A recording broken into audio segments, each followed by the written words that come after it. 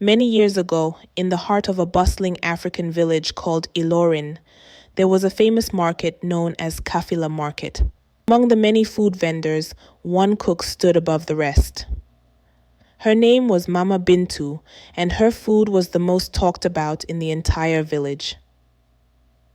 People would flock to her stall every day, eager to taste her legendary dishes. It wasn't just the flavor of her food that drew people in, it was something more, something almost magical. Her meals were so irresistible that customers would return day after day, spending their last coins and even going into debt just to get another taste. Mama Bintu's food is like no other, they would say. Once you eat it, nothing else satisfies. Mama Bintu's rise to fame wasn't just luck.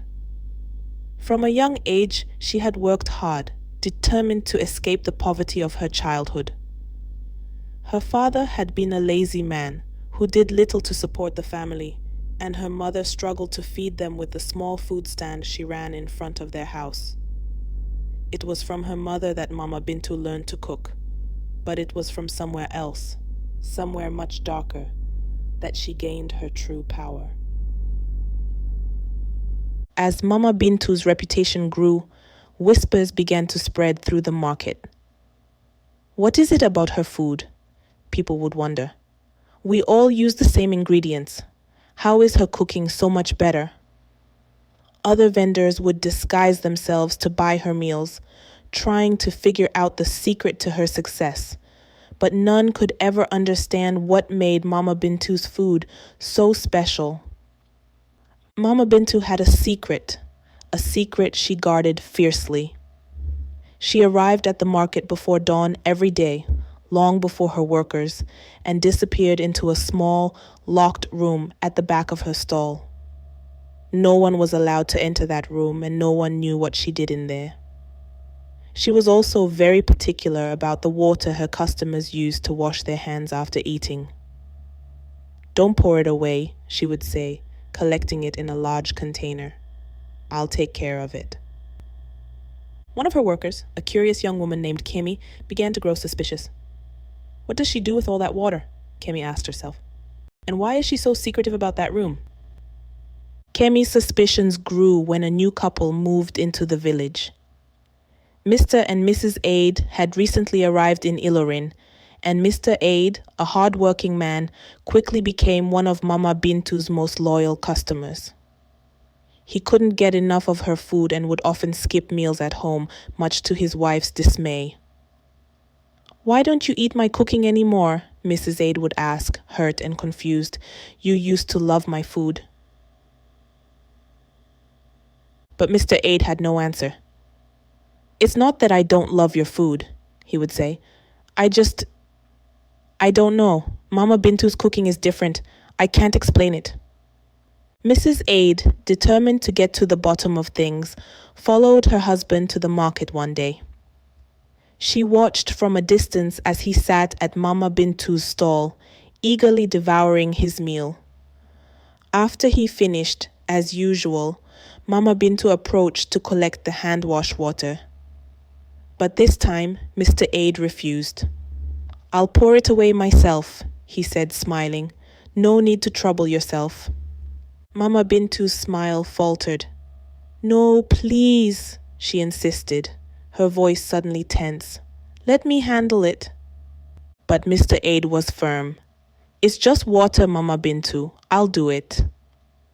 They both reached for the bowl, and in the scuffle, the water spilled onto the ground. Mama Bintu gasped, her face draining of color. No, she cried. "What have you done? You've ruined everything." Everyone in the market turned to stare. Mr. Aid, confused and alarmed, stammered, "I'm sorry. I didn't mean to." But Mama Bintu wasn't listening. She backed away, her hands trembling, her eyes wide with fear. At that moment, Chinnie stepped forward. "Mama Bintu," she said slowly, "what's going on? Why is that water so important?" Mama Bintu looked at Chinnie, then at the spilled water on the ground. Her shoulders sagged, and she let out a heavy sigh. I suppose the time has come for the truth to be revealed. She gestured for Kemi and the others to gather around. Many years ago, when I was still a young girl, I was desperate to escape the poverty my family lived in. One night, I wandered into the forest, lost in my thoughts, when I stumbled upon an old shrine. There, I met a mysterious woman, an ancient priestess with powers beyond imagination.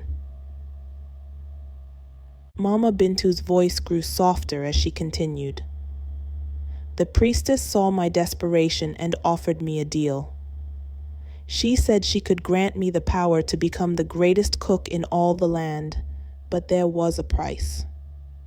She gave me a potion and told me that once I drank it, I would have to use the handwash water of my customers in my cooking. It would bind them to me, making them crave my food beyond reason.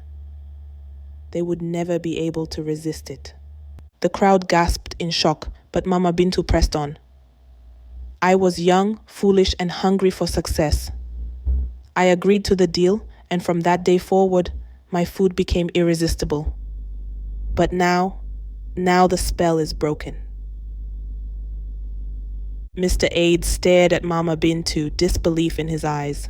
So, all this time, you've been using that water to cast a spell on us? Mama Bintu nodded, her expression filled with regret. Yes. And now that the water has been spilled, the power is gone. For the first time in years, the crowd around Mama Bintu's stall dispersed, no longer under the spell of her cooking. As they walked away, Mama Bintu stood alone, the weight of her decision pressing heavily on her shoulders. And so, dear listener, the story of Mama Bintu's forbidden powers comes to an end. She had gained success through magic, but in the end, she lost everything. The village never saw her again, and Kafila Market returned to normal. But the question remains, what would you have done in Mama Bintu's place? Would you have made the same deal? Let me know your thoughts in the comments below. Thank you for joining me for today's tale. Don't forget to like, share, and subscribe for more African folk tales. Until next time, stay safe and keep the stories alive.